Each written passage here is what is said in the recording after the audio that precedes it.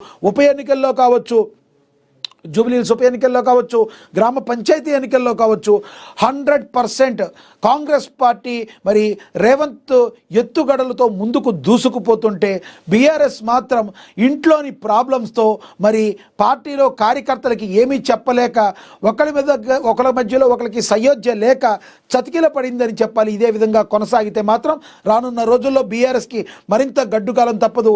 మరి కవితకి ఆల్మోస్ట్ ఇక్కడ ప్రాబ్లం ఏంటంటే బీఆర్ఎస్లో డే 1 నుంచి ఉన్న కవితకి అసలు లోటుపాట్లన్నిటి మీద ఒక సంపూర్ణ అవగాహన ఉంది.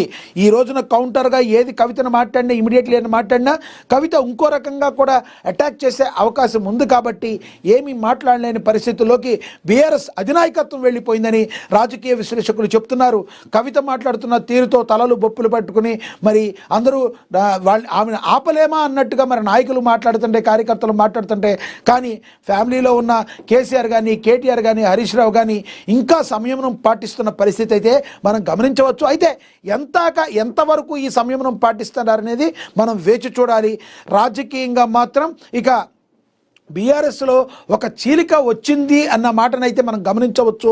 ఇక ఇది కేవలం కాంగ్రెస్ పార్టీలో జాయిన్ అయిపోతారు కవిత అని కొంతమంది మాలరెడ్డి రంగారెడ్డి లాంటి వాళ్ళు చెప్పేవాళ్ళు ఉన్నప్పటికీ కూడా మరి చూడాలి రానున్న రోజుల్లో రాజకీయాలు ఏ రకంగా మలుపు తిరుగుతాయి, తెలంగాణ రాజకీయాలు మరి ఎంత ఉత్కంఠగా మారిపోతున్నాయి అనడానికి ఈ యొక్క నిదర్శనంగా చెప్పొచ్చు. బీఆర్ఎస్ అయితే మాత్రం ప్రజెంట్ చాలా డౌన్ఫాల్లో ఉంది.